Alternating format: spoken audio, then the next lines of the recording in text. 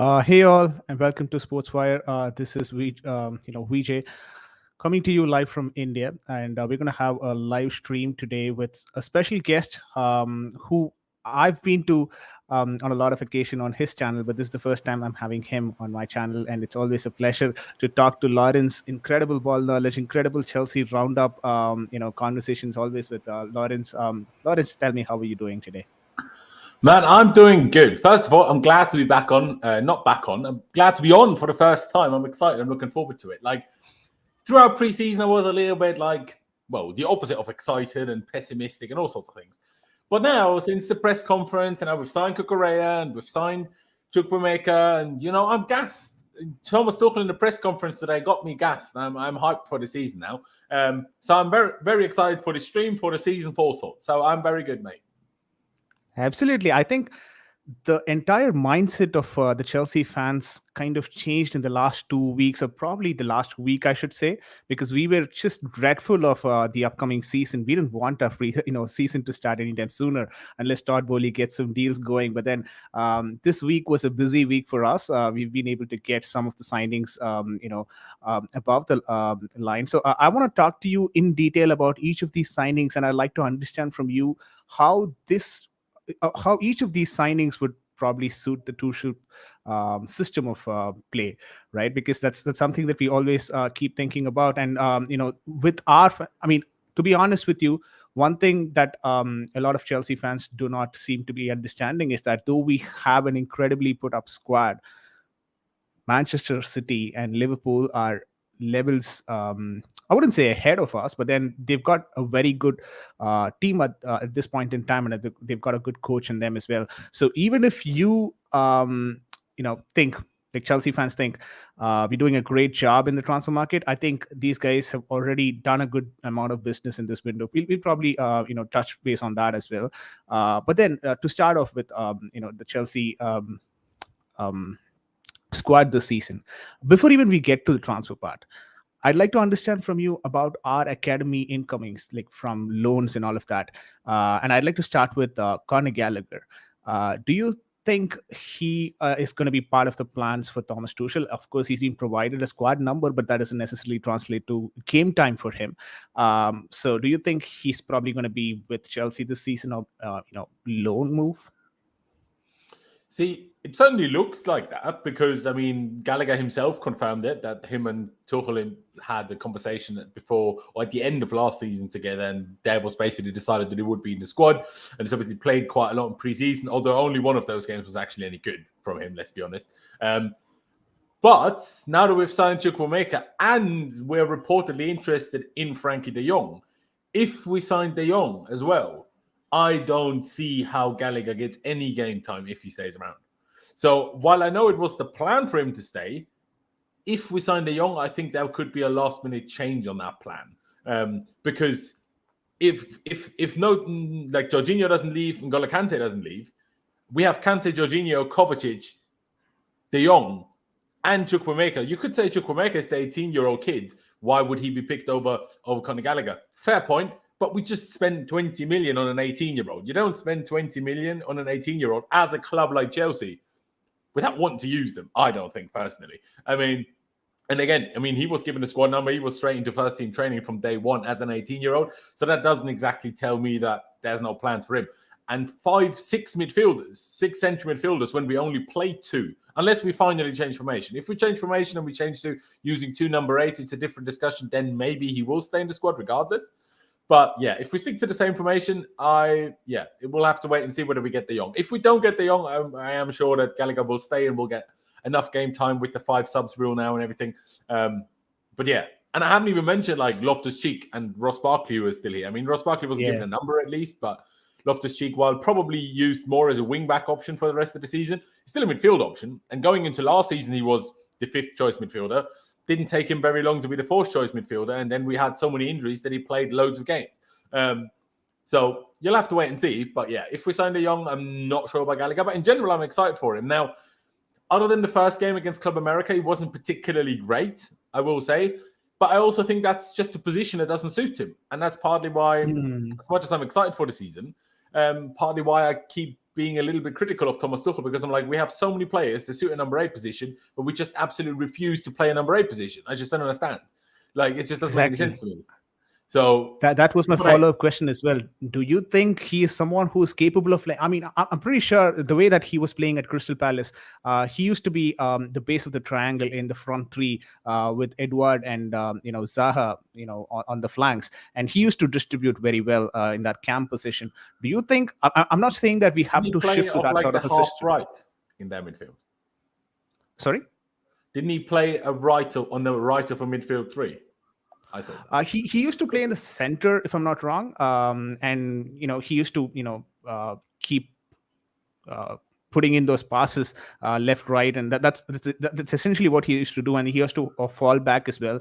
I like the way Conor Gallagher was playing at Crystal Palace, but I'm not sure if we can translate the same just to accommodate him into the Chelsea setup. I'm not sure if Tuchel would be wanting to do that either. That would be a bit my issue. Sorry to interrupt you, bro. My issue with it is Conor Gallagher's biggest strength is number one, his engine, like his stamina. He just does not stop running, and he's also really good at pressing. And obviously having so much stamina allows him to press consistently and not drop off the press. But if you play as part of a double pivot, you are not you are a smaller part of our team press. Sure, they still press, but nowhere near as much as you would as a number 8 or even further up the pitch, right? So I'm like, his biggest attribute is that, and we don't even allow him to use it. So that's why obviously he's not going to look as good in my opinion. Fairs. And we might be also selling Ethan Ampadu, at least loaning him out this season. And maybe Gilmour might also be on his way out, though we do have a separate fan base, almost like, though he did not represent Chelsea for a long period of time. I think Gilmour has managed to get a fan base himself at Chelsea Football Club. But these two players can be on their way out. Your thoughts on that? Should they be staying, or do we actually are we giving importance more to these academy talents than we should be? I think the right mixture is very important, but that's just me. No, I agree. The right mixture is what counts. I think Gilmour, I rate Billy highly, but I just don't think there's any space for him in midfield, so there's no point in him staying, really. Now, would I prefer to loan him out or sell him with a good buyback clause? Yes. Than to just sell him permanently and never see of him again. But I just don't think there's a space for him in midfield, if I'm honest. Again, unless we change formation. But in all honesty, I actually think, contrary to most managers and most fantasy teams, I think also Billy Gilmour's best position is a number 8 and not a number 6. Because I don't think his physical attributes, his lack of height, his small frame, don't allow him to be an ideal number 6. Now, you could say the same for Jorginho, and that's partly the problem of Jorginho. But Jorginho is still 3-4 inches taller than Billy. So Billy is a lot quicker than Jorginho, of course, but he's so short. You struggle to be a single 6 when you're that short. It's just difficult. It's just super difficult. But his dribbling is phenomenal. His passing is phenomenal. So that to me, and he's got an engine and loves to tackle, to me screams number 8, box to box, not an attacking 8 like a Gallagher and Mason Mount, but an 8, a box-to-box 8. That's what it screams to me. But yeah, Ethan Ampadu, seems to be on his way out to Spezia in Italy on loan. Now, I would have liked to have kept him as a Thiago Silva backup option personally, because Thiago Silva is going to turn 38 in September, I'm pretty sure. And, okay, if we sign Fofana now that we're keeping Aspie, sure, it gives us options. But it still puts us in a position that whenever Thiago Silva is rested, we need to push, probably, in my opinion, Koulibaly from the left centre-back spot into the central centre-back spot, which means Koulibaly won't always play the very same position, and then someone else needs to play instead of Koulibaly left centre-back, right? So that's why I would like, because I don't want to have to do that for every smaller game, cup game. So that's why I personally would quite like it if we'd have a centre-back backup for Thiago Silva that is not quite the same level, but can still fill in the role, and that's what I think Ampadu would be good for. But would he get enough game time there? Probably not. The midfield is so stacked that he wouldn't get any game time there. So I understand it. But I would like to see Ampadu play. But I still think we can't be too harsh in terms of, Broja is staying. Ampadu's leaving. But Broja and Gallagher are staying. That's 2 new youth players in the squad. Other than Lampard, which manager put 2 new youth players in the squad a season? Do you know what I mean? So True, while people The Colwell one is a different discussion. I'm not sure if you'll get to it in a minute, but he's a little bit of a different discussion because he seems to be the most talented one of that current 18 to 20-year-olds. But still, we're adding 2 new youngsters to the squad alongside already having Mason Mount and Hudson-Odoi and Reece James and Trevor Chalobah. So, I don't think you can say, we're not using any youth players. I don't think that's fair. Maybe you can say we're not using it enough compared to what any individual would maybe like, but we're still using some. You can't say we're using none. That's important. You can't say that. I think in comparison with the other top clubs that we're competing against, at least, be it Manchester City, Liverpool, we at least have, a lot more academy players being used in our team. I think that's fair play from Thomas Tuchel and the Chelsea club as well. I mean, credits to them. To be fair, Liverpool have a couple, don't they? They have I'm not sure Trent, if Elliot. They have Joe Gomez. They have Elliot. Didn't Joe Gomez come from their academy? I think so, but I could be wrong. Yeah, I think so. But yeah, I mean, again, Chelsea, in the way that we were like a production house when it comes to the academy talents the last couple of seasons, and because of that particular transfer ban, you could say Lampard arguably had to bring in those academy players, and that's how they got integrated into it. But if it were not for that transfer ban, would he have preferred it? I'm not really sure about that. So situations sometimes make you make certain decisions which you might not have if you look at it in the hindsight. But it's what it is. Last Don't 3 you think, players. though, that Mount and James would have made it regardless? Tammy maybe wouldn't have, because maybe would have, without a transfer ban, signed a striker that summer then. But I think Mount and James would have made it regardless. Mount he knew from Derby. And with Reece James, we had Aspie still at the time, so starting right back. And then it's always difficult to buy backups, as we learn right now, because we bought essentially a backup for 55 million, who's not a backup, but we'll get to that, I'm sure. But the general idea is kind of a backup. So Reece James was kind of right there, and he had one of the best championship seasons you could have had. So I think even without a transfer ban, Mount and James would have made it, but maybe, I don't know about Tomorian, I don't know about Tammy, but I think, I'll give Lampard the credit where credit's due. That's his thing, innit? Even without a transfer ban, I think, he also, in the season following the transfer ban, he used Billy Gilmore. So, true. I mean, fair play to Lampard. But what would have been the difference is that maybe, just maybe, Mason Mount and Reece James wouldn't have got the time that they actually got, because they would have got replacement. Obviously, though Mason Mount and Reece James are talented enough, we wouldn't have gone into the season with them as our primary positions in their primary positions, right? So we might have had a good backup for them, which means that these guys would have been getting lesser time. That's something that might have hindered their growth. Sure.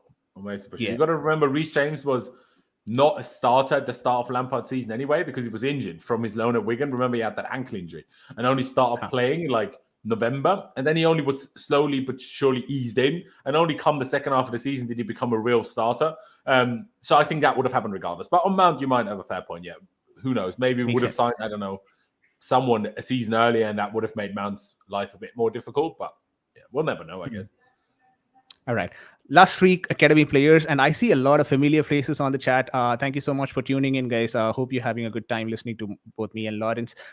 We've got Lawrence for the first time in the channel. Hopefully there's a lot more shows together for us, and continue to enjoy the show. While the last 3, Levi Colwell, Harvey Vale, and Armando Brocha. Quickly, your thoughts on that, so that we can probably move on to the next topic, which is the transfers. Well, Levi Colwell, now that it seems we've managed to pull off to actually convince Brighton to only take him on loan rather than on a permanent move, sure, we had to pay extra because the initial reported fee for Cucurella was a bit more than 50 million. Then they said it's exactly 52.5 million. And now it's 55 million with 7 million 7 of add-ons. Yeah, exactly. Add-ons. Yeah. So we kind of paid up to convince them to take him on loan.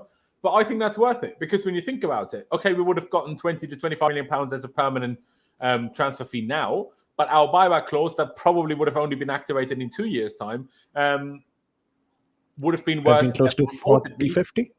Exactly. So on that logic, we would have had to get him back in probably 2 years' time. We would have had to pay between 25 and 30 million pounds again, right, on top. Yeah. And now we're only paying 5 million extra, 7 million extra. to put him there on loan for a season, and because Thiago Silva is likely to leave us at the end of the next season because he's 38, we just have the auto replacement with Levi Colwill coming in, and we don't next season need to particularly worry about buying centre backs so long as we get Fofana this summer. And I think it's genius. I think it's absolutely brilliant. I'm a big fan. I just hope he gets enough game time as a loanee, because sometimes, especially defensive loanees, are not as trusted as permanent players, just because you're like, well, what's the point in developing this guy when he's gone next summer? Which I sometimes understand when the higher level of club you let loan a player to. But I still think it's going to work out brilliantly well. Graham Potter, the Brighton manager, seems to be very excited about him. And I'm looking forward to it. I think we've done very, very well in that sense. Then you said Armando Broja. Broja. Well, it seems like he's staying now. So that's good, because obviously a few weeks ago, there was a lot of people losing their minds at Tuchel, at Broja, at the club, because there was obviously heavy links from him to West Ham, and obviously he joined pre-season late, and then he didn't play because he had a small injury. Then he did play in that second behind closed doors friendly against Udinese, and turned into Timo Werner because he missed from 3 yards. So that wasn't good. But I still like him in general. I like how he runs. He reminds me of Diego Costa, the mix of aggression and energy, but still pace and technique. I think it's a good mix of how a striker can be. Much better than someone like a Lukaku, who's just tall and strong. Quick, fair, but just not technical at all. I like that. So yeah, I'm excited that we also need, obviously, unless we still sign a striker, obviously there's been rumours with Aubameyang. I would personally prefer Depay to Aubameyang, but there's been less rumours about Depay. But yeah, we can't just go into the season with Havertz, and no one wants to go into the season with Werner anyway. So it's important that we have Broja as, the person behind him. And who knows, if Havertz doesn't perform, Broja might get chances. And if he takes those chances, you never know. So I'm excited for that. Harvey Vale, well, it's a bit like with Billy Gilmore. The day that it was announced that Harvey Vale and Billy Gilmore were sent to the under-23s from first team pre-season, we knew that they weren't going to stay for the season, because otherwise, why would you have done that? Now, Harvey Bailey is so young that doesn't necessarily mean the end of his Chelsea time. Unlike with Billy Gilmore, who's a couple of years old and obviously had a loan move already. But yeah, I expect a loan move from Harvey Bailey. I don't know where, but I expect a loan move from him. But yeah, Harvey Bailey is an interesting one, because he seems to be, in terms of the attacking players, the most exciting of the current crop of youth players. But if you compare him to a Hudson Odoi at that age, or even a Mason Mount at that age, a Tammy Abraham, Dominic Solanke, to those players, he's not on that level, I don't think. We've seen him play. He's played good. We've seen it, and not when we saw him play, he's never been like, oh, he's not good, he's bad or whatever. Never been that. But I've never seen him do things where I'm like, well, you're special. And when the Callums, the Solankis, the Tammys, the Masons, they were young. The Reece Jameses, obviously less attacking, but still. Every now and again, we saw special glimpses of talent, and I feel like I haven't quite seen it yet with Harvey. But I will also say I'm not an expert on the youth players, or on the youth team, sorry. So I don't watch them in the youth teams a lot, if at all. But when he played for the first team, well, he was good, for example, in that cup, round of 16 or quarterfinal, whatever it was, against Brentford just before Christmas. He did play well. I'm just saying there was no spark of incredibleness, if that makes sense. Yeah. I hear that. So I think that rounds up the academy talents way perfectly. Lawrence is used to speaking this quickly anyway. So, thank you so much, Lawrence, for, letting us know your thoughts on all of these. You want me to calm it down? I can speak slow if you want me to. That's fine. That's completely fine for me. But, I think people from India, we would find it a bit more difficult to comprehend it in this quick speed. Anyway. I'll slow it down a little bit. I do apologize. That's completely fine. As long as people understand. If you guys don't understand, please put it on the comment section. I'll ask Lawrence to slow it down. But yeah, we've completed now the academy talents, and we'll slowly digress into the transfer topic as well. When we start with transfer, obviously, until now, the marquee signing has been Raheem Sterling from Manchester City. Your thoughts on Raheem Sterling? I mean, the way that he started off this season, it's just been preseason. I get that. But then there's been a flare, that's been brought into the attack just by having him on that pitch. When you remove Raheem Sterling from that pitch, and we see 45 minutes of without Raheem Sterling, usually in that, preseason games, it's back to the same old Chelsea, same old attacking players, and the same, backward passes and recycling and all that. Yeah.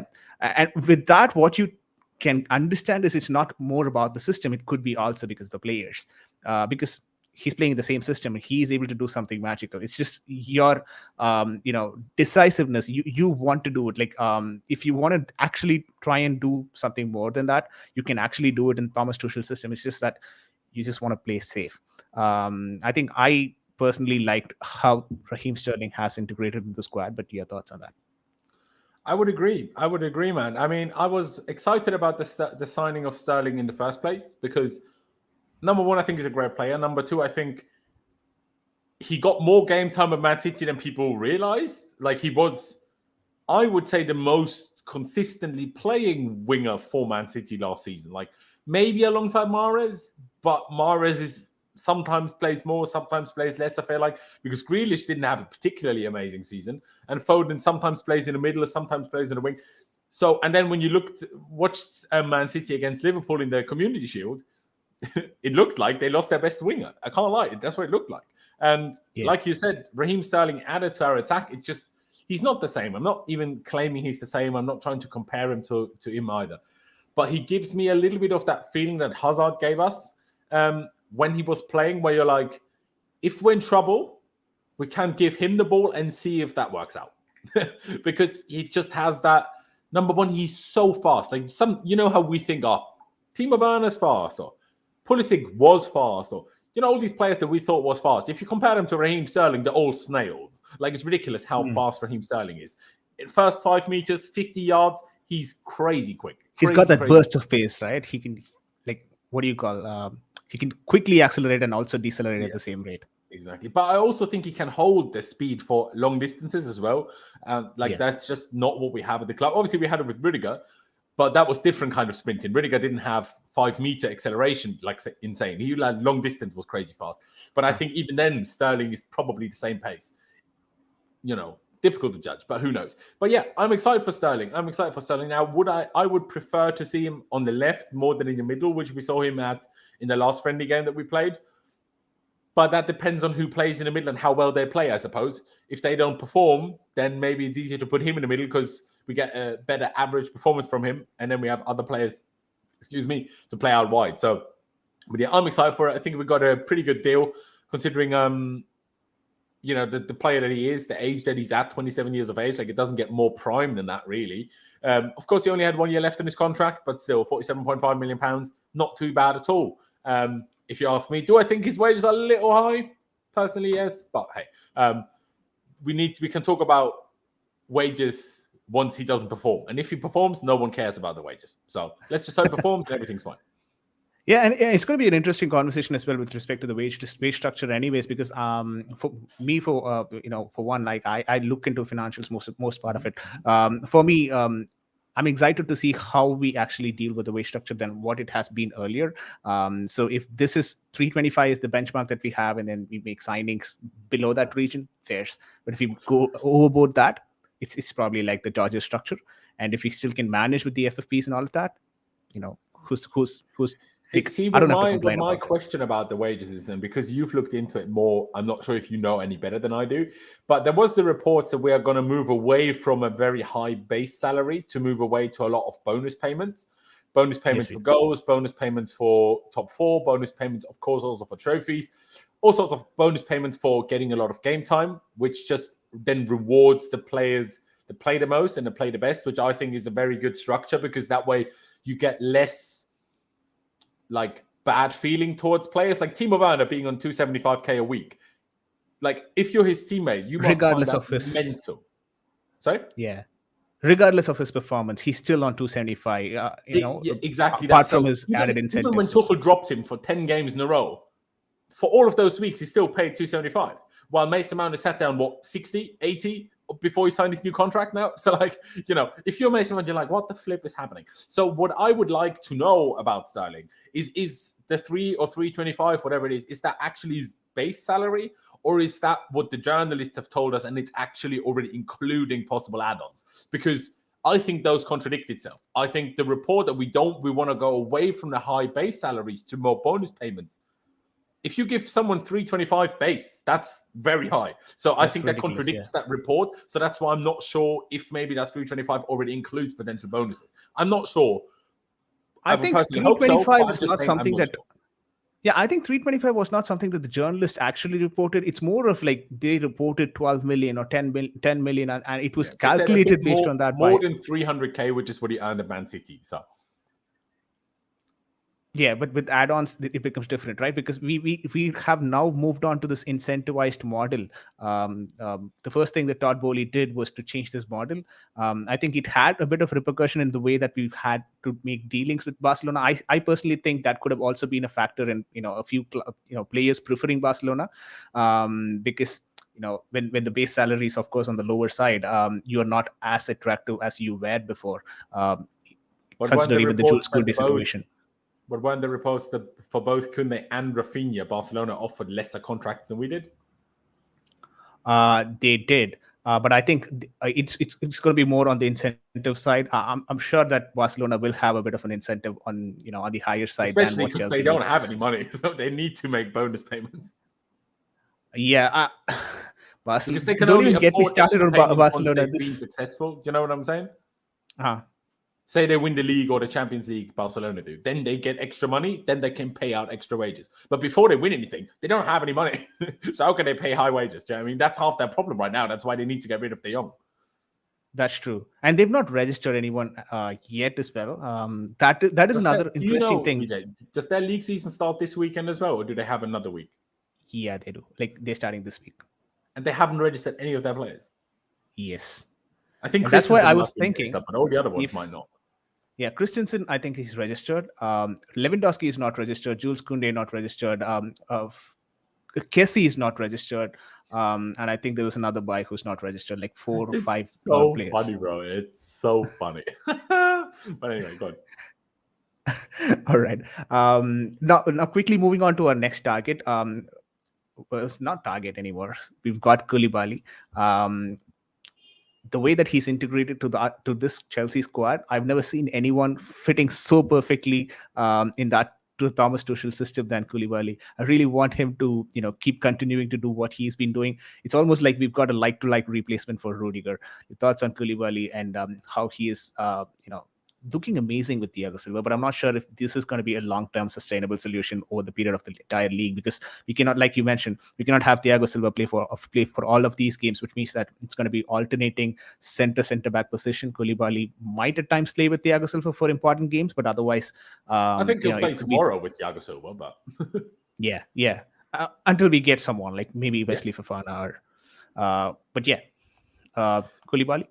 I love him. I absolutely love everything about him. That press conference he did, I'm like, what a guy. I'm a huge fan. Now, obviously, it helps that he's good friends with Edu Mendy from the Senegal national team. He's great friends with Jorginho from their former days at Napoli. Like, I love him. He's amazing. Like, he's great the way he called John Terry to ask about getting the number 26. I'm a huge fan. I'm a huge fan. Obviously, we need to see a little bit more of him to play. Because we've seen 25 minutes of him towards the end against Arsenal, and he was the best player. And then we saw 75 minutes of him against Udinese, where he played very well as well. But of course, Udinese didn't really threaten us offensively as much. But yeah, I'm super excited. He's quick. He's good with both feet. He loves to pass it out from the back. He's so good at defending. I love him. I'm a huge fan. And like Josh says, £33 million, still, absolute steal. Like, okay, only 1 year left on the contract, but it's not easy to get players from Napoli for no one. And it's especially not easy to get them for a good price. Like Jorginho, while he's a great player, at the time we definitely had to overpay to get him. That's why it cost us 50 million plus Sarri 60 million. Do you know what I mean? So I'm very, very excited. I mean, it probably helped that De Laurentiis is a little bit racist and doesn't want players to go to the African Cup of Nations. And that's probably why he was more happy to sell Koulibaly than he would have been otherwise. But yeah, that's his problem and our benefit. So I'm a big fan.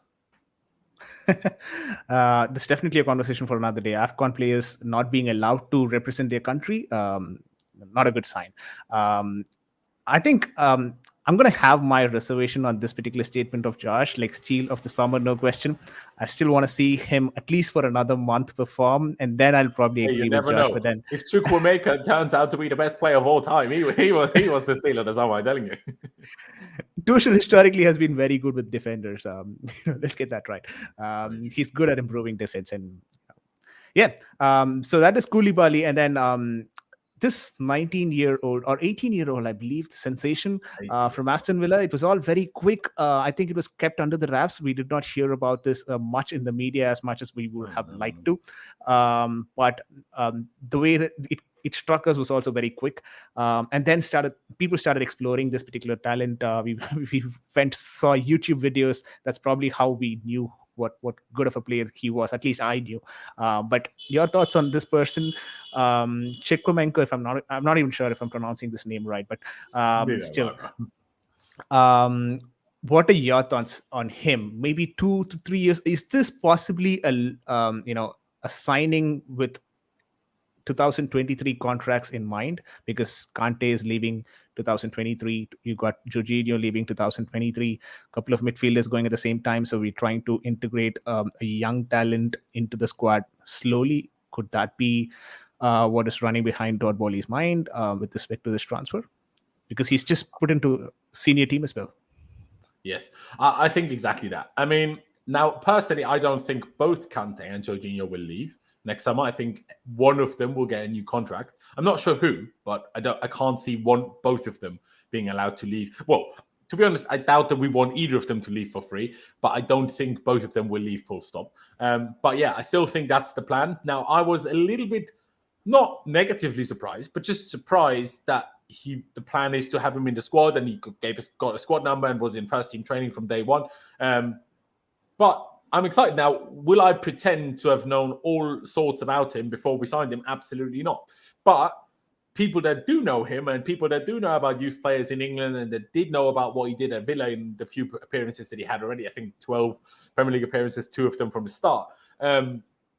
Everyone that I've seen that knows him seems to be absolutely gassed about him. And that's a good sign. Like, I don't know yet, but, it's a good sign. And I like his interview. I like how he speaks. I like how he's that tall already at 18, because it allows his progression of development to be smoother now. Because if you're still growing, because some men grow between 18 and 21, right? So if you're still growing quite drastically, that slows your development down in those years. But because he's already as tall as Thomas Tuchel, he probably doesn't have that much growing to do, which should allow him to develop and progress very smoothly now. And yeah, if he gets game time, I mean, it depends on how well he does. If he does really well, you never know. He could already get a good bit of game time this season. And if he doesn't, then he'll play cup games in the early League Cup rounds, early FA Cup rounds, maybe the last round of the Champions League group stages when we've already qualified or whatever. You never know. There's going to be game time here and there. And also, like I've said before, 5 substitutions now. That will make it easier to give players a little bit of game time here and there as well. So I'm excited for it. I'm looking forward to it, because why not? Why not? If he's that talented, if we're willing to pay 20 million, 15 plus 5 million of add-ons, but essentially 20 million for an 18-year-old, he's got to be good. Like, I'm thinking that. You've got to be good.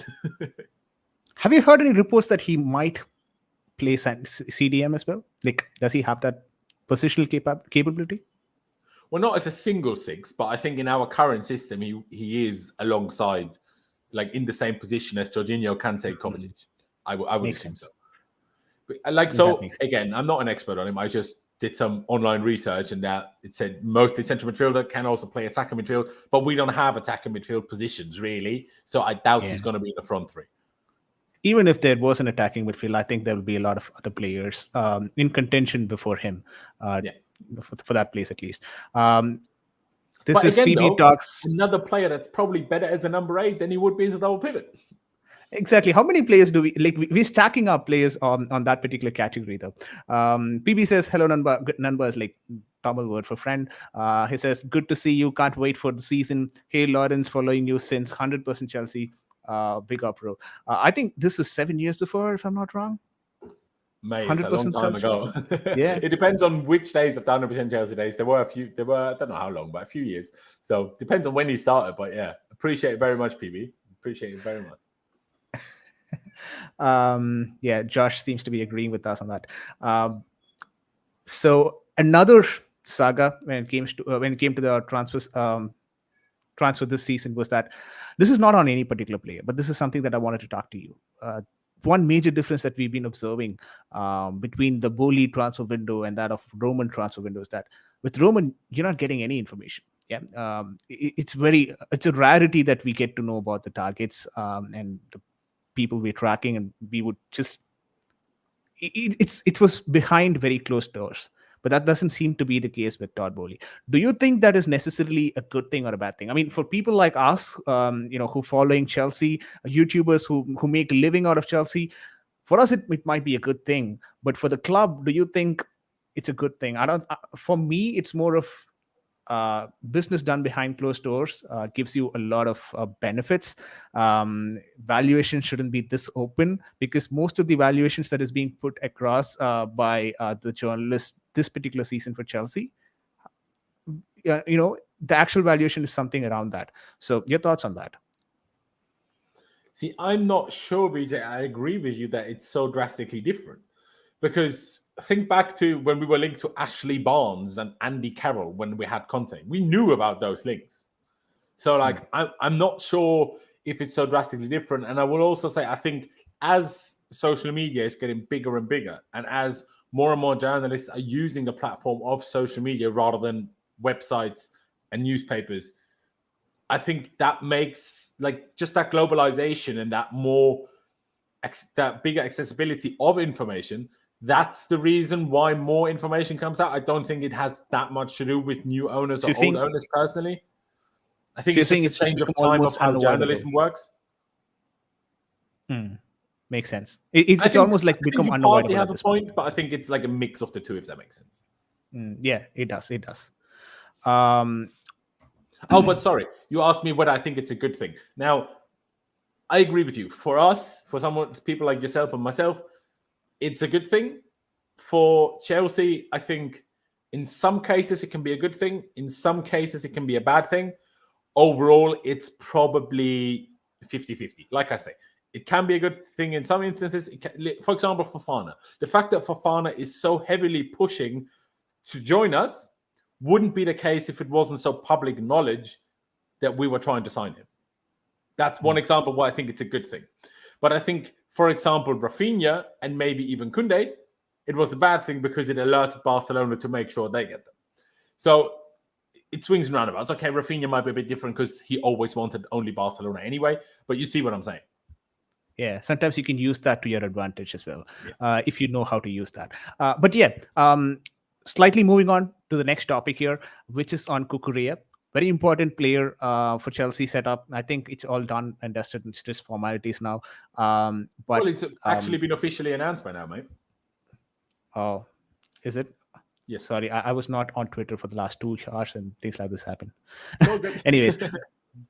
But yeah, Cucurella is being announced then. 62 million transfer. I mean, right now, 62 million is not the same as it was like 3 years or 4 years back. Of course, due to the inflation in the market, 62 doesn't represent the 80 million that was once for Harry Maguire. It's not that big of a transfer money anyways. Post-COVID, I think the valuations definitely have increased significantly. And 62 million now for Cucurella. I wouldn't necessarily call him versatile, but still has that capability to play 2 positions, left center back and left wing back in Thomas Tuchel's system. Do you think that, what do you think about this particular signing, and where do you see him play, left center back or left wing back? Don't tell me that's dependent on Chilwell's fitness. That was my answer. Yeah, I have an answer. Now, first of all, I'm very excited about the signing. I'm very happy about the signing. Biggest reason is it means we finally can get rid of Marcos Alonso. So that's why I'm most excited about this signing. Now, the 62 million, number one, I think of it as 55 million because the add-ons, he has to, first of all, fulfill all those add-ons conditions. Clauses. Yeah, exactly. So that's game time. That's probably trophies.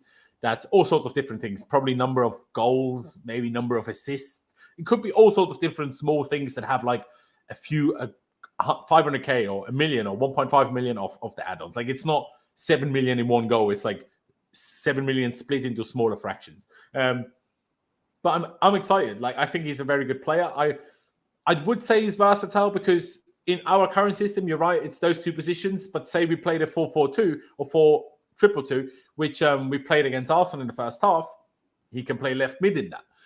So that adds another position that he can play.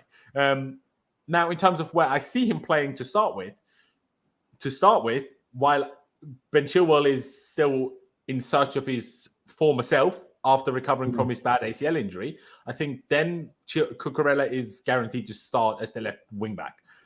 Maybe not tomorrow. I wouldn't be surprised if tomorrow Alonso starts, actually. But from against Tottenham, I expect Cucurella to be the one that starts until Chilwell finds form again. And if Chile finds form and full fitness again and does play like he did before his injury, then it becomes a different discussion. Then it depends on, is Chilwell in better form? Is Cucurella in better form? And then whoever is better will play. And then we'll see Cucurella play at left centre-back when Thiago Silva is rested, and then Koulibaly plays in the middle, for example.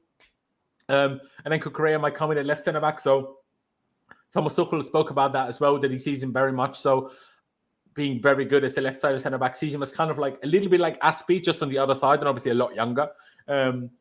So yeah, I'm very excited about the signing. Is it a lot of money? Yes. But do I give a shit? Absolutely not. Especially because you have to remember that part of why we paid so much money is to make sure we don't lose Colwell.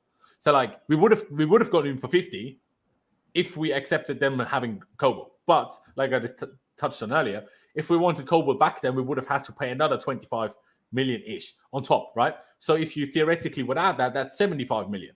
Now, for keeping Colwell and getting Cucurella, we're paying 62 million. So in that sense, great deal. That's a good business, actually. Yeah, that's a good deal. Okay, that's on Cucurella, another Spanish, defender again. And I also think Azpilicueta deal as well reflects on it. Marcus Alonso might be on his way out. If he does, then where do you see Emerson ending up? On a loan? Because I still think Aspi can play as a cover for both right centre back as well as left centre back. So is it mandatory that we have Emerson on our books, or can we send him on a loan? What do you think is going to happen? I mean, I think Chelsea will want to get rid of Emerson, whether that's on loan or permanent, whatever they can do. But whether that will be possible is a different question, right? So I'm pretty sure we'll manage to get rid of Alonso. Like, wasn't it Fabrizio Romano said this morning, Alonso is close to joining Barcelona. So that's great. Get rid of him as soon as we can. Now, if Emerson stays around, it's annoying because it's another extra player that we don't really need now that we have Chilwell and Cucurella. But you could also say until it depends on how fit Chilwell is, because I know we saw him in preseason, but we didn't see him against Arsenal. The only really good test, right? We saw him against Udinese, but they're a mid-table team from Serie A. And then before that, we saw him against Charlotte, or was it Club America? But MLS/Mexican League teams, right? So, and then we didn't see him against Arsenal. So how close is he to even playing in the Premier League? So maybe Cucurella is the starter, and then once Alonso is left for the first couple of months of the season, Emerson is actually the backup. That could be the case. I'm not saying it will be the case. It could be the case. But I think ideally Chelsea will look to get rid of him. If they can't, we'll find a way to use him a little bit and try again in January to sell him. The problem is Italy obviously isn't at the World Cup. Otherwise, that might help. If he plays for Italy at the World Cup, that might make it easier to sell him. But because Italy didn't qualify, well, there's a bit of a problem. But it is what it is. But I think Sarr has already left. Yeah, it's been agreed. It's not officially part, I don't think, but yeah, as far as I'm aware, it's been agreed with Monaco. Yeah. All right. Almighty Blues, thank you so much for joining in as well, guys. If you've not checked out Almighty Blues, please do check him out. He provides regular Chelsea content, and as well, he's a very good Indian content creator, very famous amongst the Indian fan base, of course. Check him out if you've not yet. But moving on to the next topic, which is on the attackers, we're probably trying to get someone like Aubameyang or even Cristiano Ronaldo links. I think it's probably two different conversations, Cristiano Ronaldo and Aubameyang. But one thing that is common between both of them is it's senior profile that we're looking at. We're not looking at a young attacker, keeping in mind that we've got Amanda Brocha and Kai Havertz, both of them being young. So probably a more experienced striker up top to replace someone like Romelu Lukaku, who might add on to another year in loan at Inter. I personally prefer him to spend all his 5 years at Inter Milan on loan, if that is practically possible. Well, ideally, I want him to be sold so we get some money back. But yeah, yeah, that's ideal condition. Yeah, practically, I at least want him to be there for 3-4 years. Yeah, just don't come back. Like that's all I Yeah, care just don't about. come back. Just never Yeah, come back. it's fine. You can still be on our books. You just don't have to come back to the dressing room and stuff. But yeah, it is what it is. Now, this senior profile striker that we're looking at, and also Josh mentioned that we are in pole position for the Oshiman signing. Not sure if I'm getting his name right, but Oshiman is what I'm Are we? gonna pronounce. First time I'm hearing of that rumor. I need to check that out. I think Because does he Osimhen mentioned. even still play for an African team? Oh, he plays for Nigeria. Yeah, he used to be French and then changed to Nigerian, didn't he? Yeah, I think so. I think so. From eight, I don't know what is ADL. What is ADL? I forget his first name, but De Laurentiis, the Napoli boss. What he's talking about is the comments about he doesn't like African players if they don't agree to not play at the AFCON. And because Osimhen is African and Nigerian, that maybe allows him to leave. But it's ADL. Like, people have to remember he's an absolute crazy man and he makes crazy comments. That doesn't mean he will allow Osimhen to go anywhere. Yeah, makes sense. But quickly on these two topics, which looks more realistic, Aubameyang's and Cristiano Ronaldo. First of all, coming to Aubameyang, my concern with Aubameyang is not about his gameplay and all of that. He, of course, has good Premier League experience, performed well at Barcelona as well. But why would Aubameyang want to come from Barcelona at this point in time? Yes, you can say game time, because Lewandowski is obviously going to be, in pole position for that striker role at Barcelona.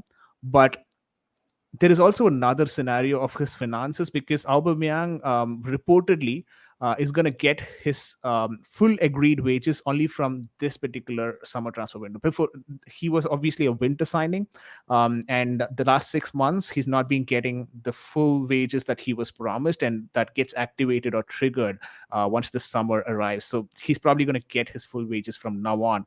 At this point in time, is it wise enough from a financial standpoint for Aubameyang to make this move? Is a bit of a question mark from my end. But your thoughts on this situation, Aubameyang for Chelsea? I don't want Aubameyang. I really don't. Like, he already drastically regressed at Arsenal. Like, he's getting slower. He's getting less good at finishing. Like, the amount of sitters we've seen Aubameyang miss in the last season or season and a half he was at Arsenal for, I'm like, who is this, and what have you done to Aubameyang? Like, I don't know.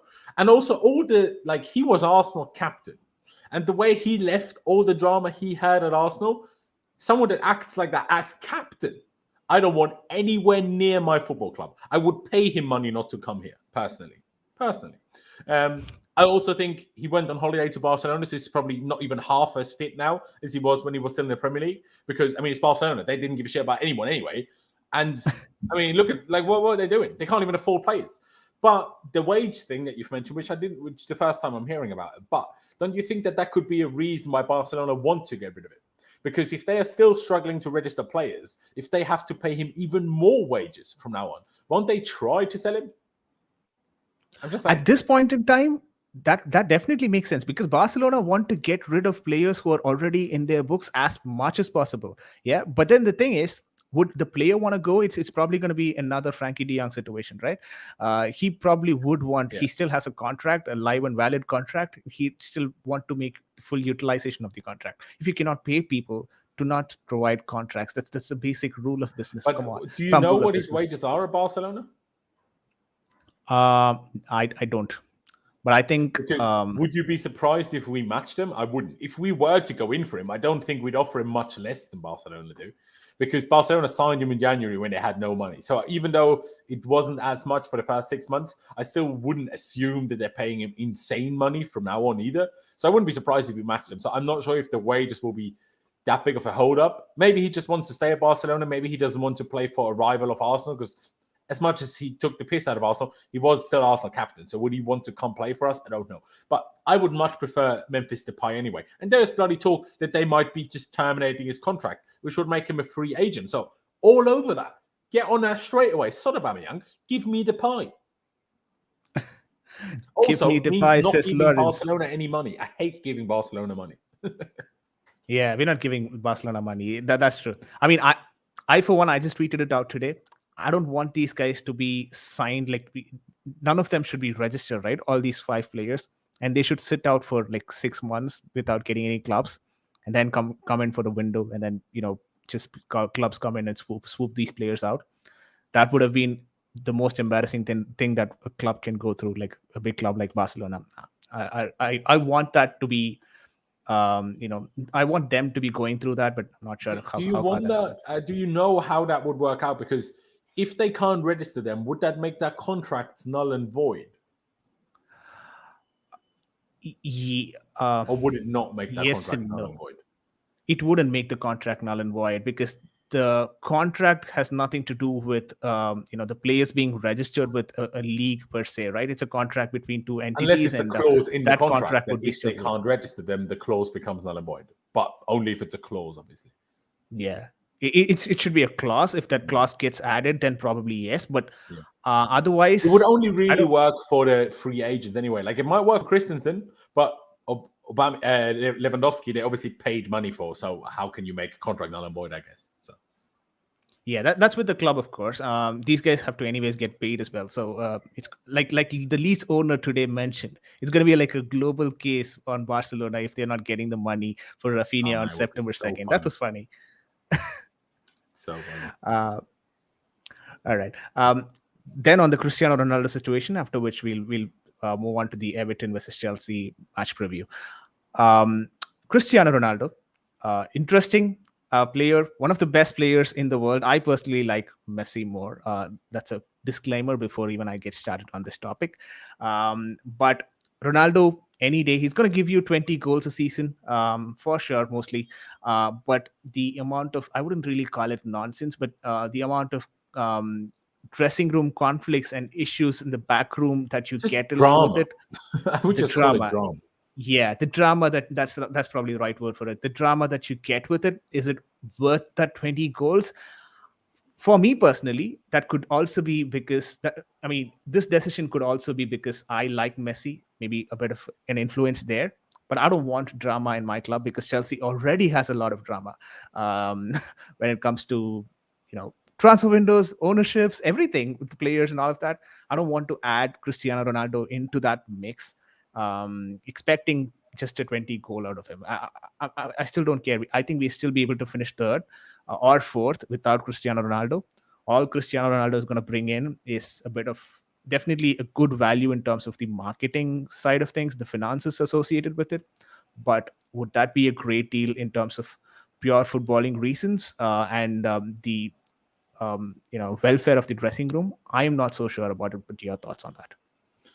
See, on Ronaldo, first of all, I basically completely agree with you. But I went through a bit of a roller coaster of emotion about Ronaldo. So when we were first linked with him a few weeks ago, I was like, absolutely not. Go away. Leave me alone. F off.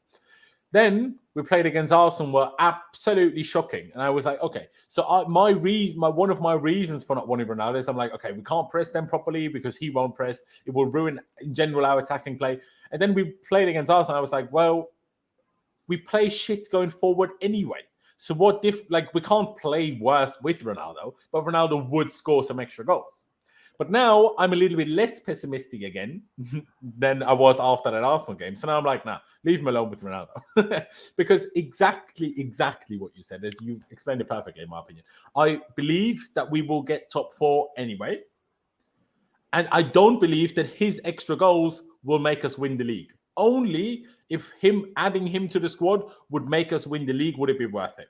And I don't think it will. That's why I don't think it's worth it. Now, if we wait until August 25th, August 30th, and Ronaldo still hasn't found the club, and Ronaldo becomes so desperate of leaving that he will lower his wage demand so drastically, like maybe even by more than 50%, right? He's currently at United, as far as I'm aware, on £480,000 per week. Now, there was a report of a wage cut that he had to take because they didn't finish in the top 4, but I'm not sure if that was true or not. So, as far as I'm aware, and what I'm sure of is that he was on £480,000 per week. Now, if he lowered that to 200 or 220, then maybe it becomes worth it. Because while I tell you, yes, the drama he brings is drama, but I feel like it's a different. If it's basically like only us signing him because he's so desperate, and we're like, all right, give us some goals then, and he's not here to be our Lord and Savior, then it automatically puts him in a less strong position to cause drama, if that makes sense. And if he wants to cause drama, if we are hard enough with him and don't let us F with us, let him F with us, but if he starts trying it, we just start effing with him, then I think it could be okay. But if you forced me to pick right now, I would still rather not have him than have him, personally. But, I mean, I'm not sure if you saw it. Nathan Gissing was on a stream on my channel, and we were talking about it, and he said he heard that there might be a late move for Ronaldo from Chelsea. So let's see whether that happens. But personally, I would rather it didn't. Yeah, I'd probably, stay with you on this. I don't want Ronaldo in the club. Anyways, now moving to the match preview, Chelsea versus Everton. Guys, if you have any questions with respect to the transfer saga that we are, we're also linked with a couple of players, Wesley Fofana, and a few others. We can probably touch that towards the end if we have time after this particular, discussion. But let's quickly get into this. Okay, let me share my screen and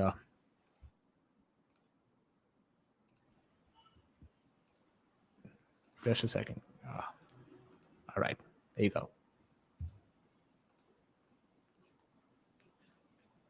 Laurenz, screen visible to you? Yes. All right. How have you made the thing be on the left of it? When I open that website, the team field players formation thing is on top of it. I think it depends on the screen resolution. Maybe. Mine is a small laptop, so I think it comes to the left. You found mine is a small laptop, but maybe maybe it's just a different format or something. Whatever, it doesn't matter. Yeah, it really doesn't matter. And I've been using a URL. I've saved that URL in my browser, so I'm not even sure if this is the latest, outlet. The outline for them. But either way. All right, this is our. Are we gonna go with the 3-4-3 traditionally, like we usually do? Because we actually picked up a loss against Frank Lampard's Everton in the previous game, 2-1. We did. But I still think we're going to stick to the like. There's no chance it's going to change formation tomorrow, in my opinion. No chance in my head. And we're going with the 3 at the back and 2 wing backs. The goalkeeper, I'm not even sure if Mendy is available. I don't think so. He's available. Maybe we start with Kepa tomorrow. Nah, why would Mendy be not available? I didn't get into the specifics of it. Like I was not able to check the specifics, but I heard that Mendy was not available. But anyways, if Mendy, I think he is, but I could be wrong. Yeah, I'll have to check Thomas Tuchel's press conference once. He didn't mention anything on injuries in the press conference, so you didn't miss anything there. Oh, is it? Okay. But that press conference almost went for 21 minutes. He didn't talk about that at all? Mate, there was one question about Everton, and that was the very, very last question of the whole press conference. So, press taking a piss there. Anyways, now the back 3. Traditionally, it would have been Rudiger. I'm so used to putting player 2 as Rudiger, but we don't have him in the team anymore. So left centre back for you. Koulibaly, big debut for him. I'm excited for it. Yeah, I'm pretty confident that will be Koulibaly. I don't think that's much of another choice, honestly. All right. Centre back then. Silva then. Yes, I agree. All right. At last, we're able to where the question comes in. Yeah. This is where there's a potential. It's between 2. It's between Chalobah and Aspie. Yeah. Now, are you asking me what I would pick or what I think Tuchel will pick? What Tuchel would pick? Aspie. All right. But you would have preferred Chalobah, is it? Yeah, close, but I think just about, yes.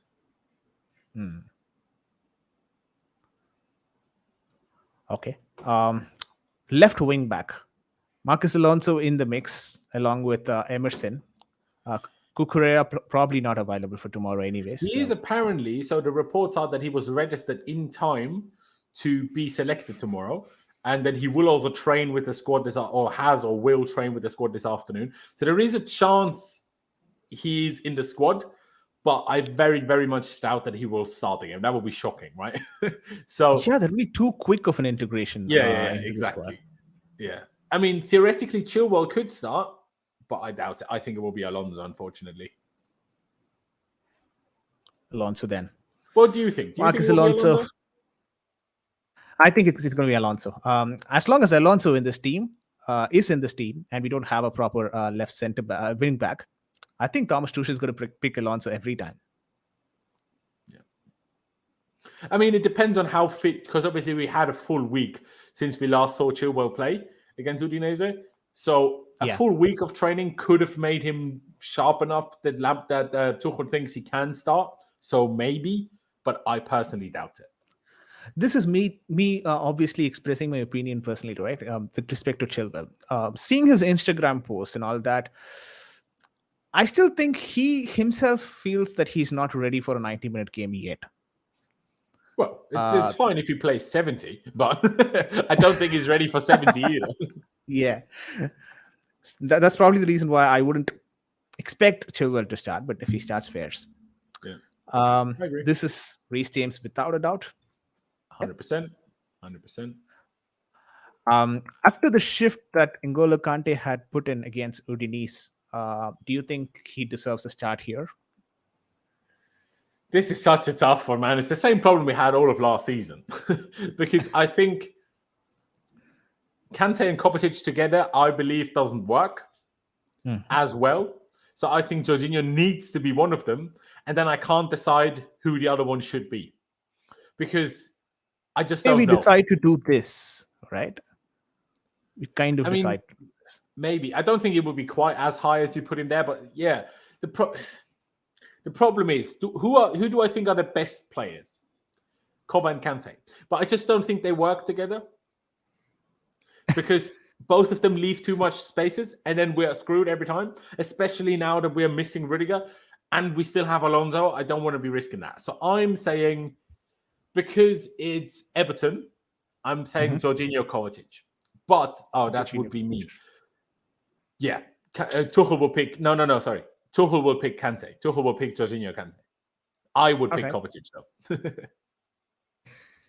Listen. What would you pick? I would have gone for Kante as well. But also Jorginho? I just want Kante to get those minutes probably. See, the thing is, if Kante is fit and if he's able to have a set of games together, thread a set of games together, I think we should utilize those minutes from him. That's the reason why I also saw. Did you see the second game against Udinese, bro? Did you watch that? Okay. Yeah. When you see that game, which was extremely good, though. Yeah, and you see some of the passes he plays, we need him to have good attacking, is the problem. And Kante can run around and even scored a great goal. But even in the very same game, he still messed up 5 passes, which could have led to easy goals. Well, I'm like, Kovacic probably attempts those passes. Kante didn't even try them. Or once he did, and he overhit it by 3 yards. So I'm like, I don't know. That's fair. I mean, and another thing is, having Kovacic and Sterling in the same team is like a dream for me, because when they both dribble, it's almost like, I would be, at least in a loss of words, because I like Brazilian talent, especially because of the flair that they bring into the game. I'm someone who is attracted by that, and that's the reason why I watch football. I started watching football. So people like these who like and love to dribble, I'm always a fan for them. So Kovacic and Sterling would be an interesting combination. If that happens tomorrow, I'd be excited for the 90 minutes. All right, now a front three. I'm pretty sure you're going to slot in Sterling here, right? Or 11.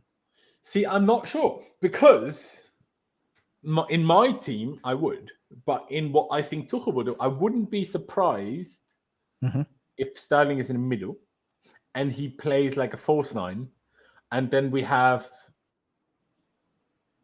I don't know. Mount definitely will play. But the problem is Mount doesn't suit this position. So that's the problem. Mount is better if it's like exactly like this. And Mount will always play. But the problem is Havertz. Now, you know what? Let's just put Sterling, Havertz, Mount. But there is a chance that we see it either in a different formation, like we did against Udinese, because obviously Havertz, Mount, Sterling was still the front three in that game, but Havertz wasn't in the middle. Actually, we didn't have a front three against Arsenal. It was Werner that also played. Now, I hope for the love of God, Werner doesn't play. But I mean, if Sterling starts up front, I would start Pulisic on the left, not. I would not start Havertz then. I think Havertz has to be in the middle or not at all. I don't think Havertz off the wide areas works. So that's why I'm going to say Sterling as the number. That's the player 9 here. Havertz as the player 11, and Mason Mount as the player right. That's what probably the most likely, but this could be different. Okay, so this is your prediction of Thomas Tuchel's team. So Yes. if you go by that, so you're thinking probably Sterling here. Yes, I still think it's most likely. Havertz there. Right. It's going to be Havertz here, and then Mason Mount.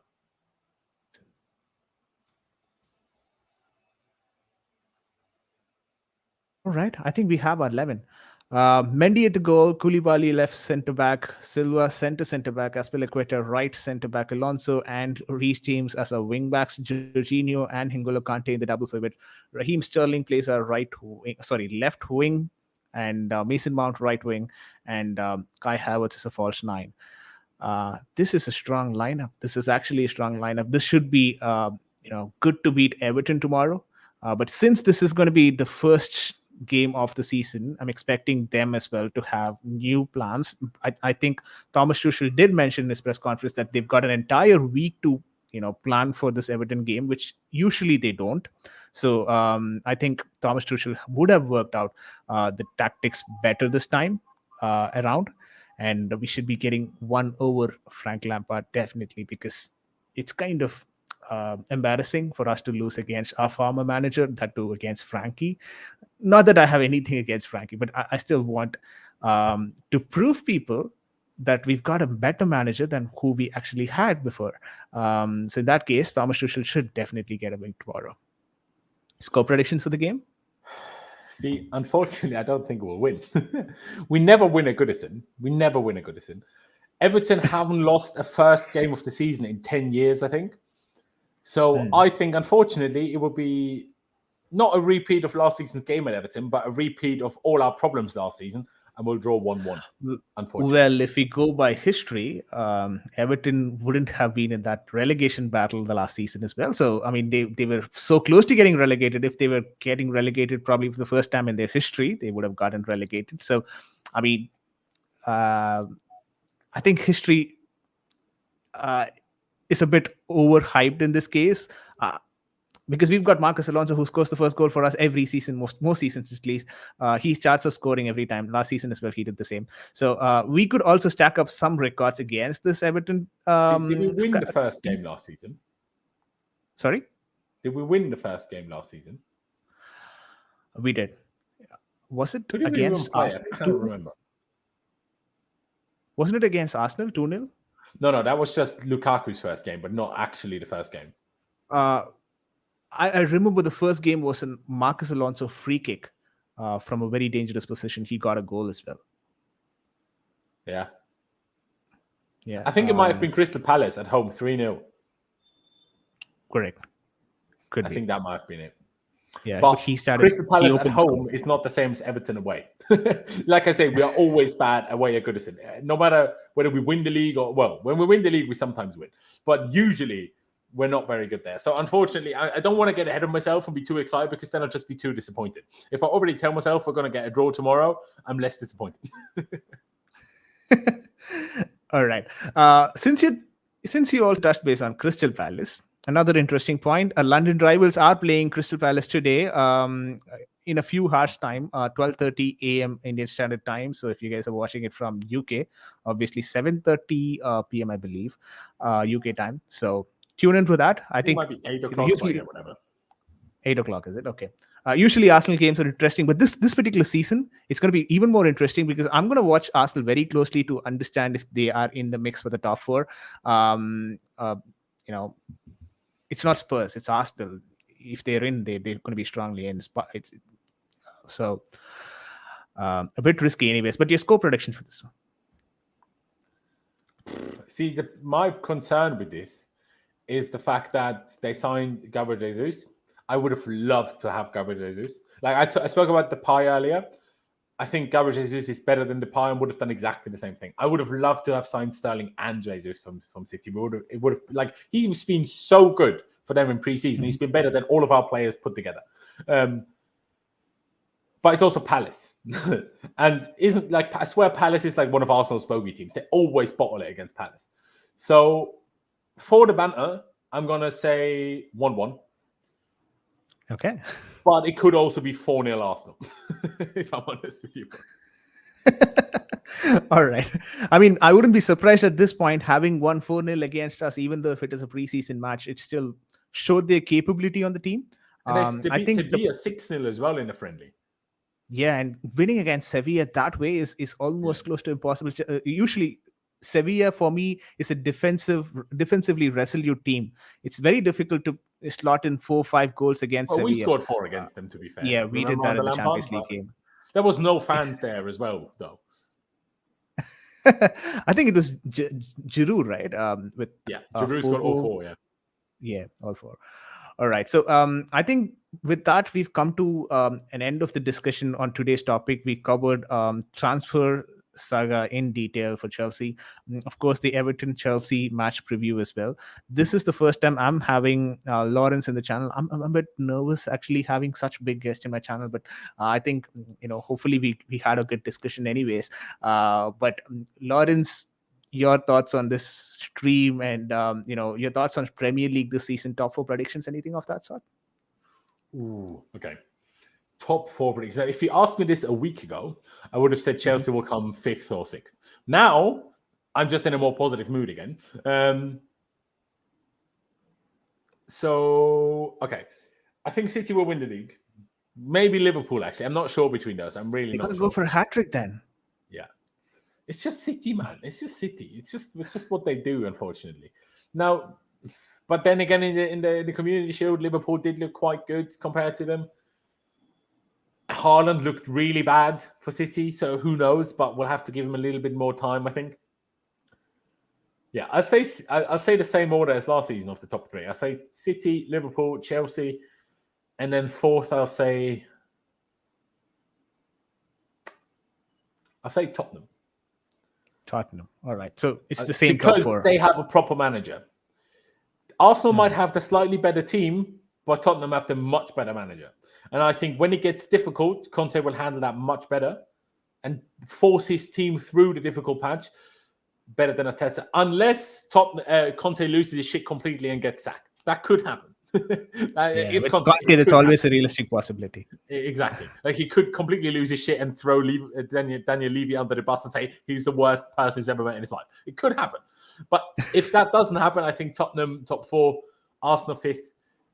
I mean, Man United, you'll have to wait and see because they haven't really signed a lot of players yet, and they still could. And if they sign some more top players, that could change everything. But as of today, I would say then United 6th. And then, I don't know, not Everton, West Ham probably 7th.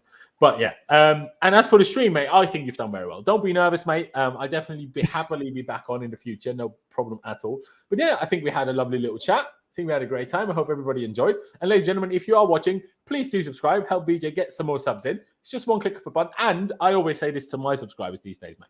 I always say, just subscribe for now. If in a month's time, you realize actually you don't enjoy this, you can still unsubscribe later. But for the time being, just subscribe because VJ, myself, we're all confident you're going to have a great time being subscribed, watching the channel. So get subscribed, smash the like button, and we'll have a great time. Absolutely. Also, please check out Lawrence's channel. I highly doubt if you guys have not subscribed to Lawrence, but then if you've not, please do check out Laurenz Vescoli. All that you have to do is just click on the title of this particular, YouTube video, and it'll take you to his channel. So just enjoy his video. I think he is more regular in terms of the content creation than me anyways. And Lawrence actually provides a very good match review. The one match review that I enjoy after every particular game is that I go to Lawrence's stream regularly. He's the one who is like in the next, I think once the game completes, the next 15-20 minutes you go live, and that's the stream that I enjoy the most. And it's always very informative. I've been on those streams for a couple of times as well, but amazing content creator as well. So please go subscribe to him if you've not Appreciate already it. done. Yeah, but I enjoyed the stream. Hopefully you guys as well. With another guest, I'll soon meet you guys. And hopefully we make a couple of good Chelsea signings before that. So until next time, this is Vijay signing off with Lawrence. See you guys. Bye bye.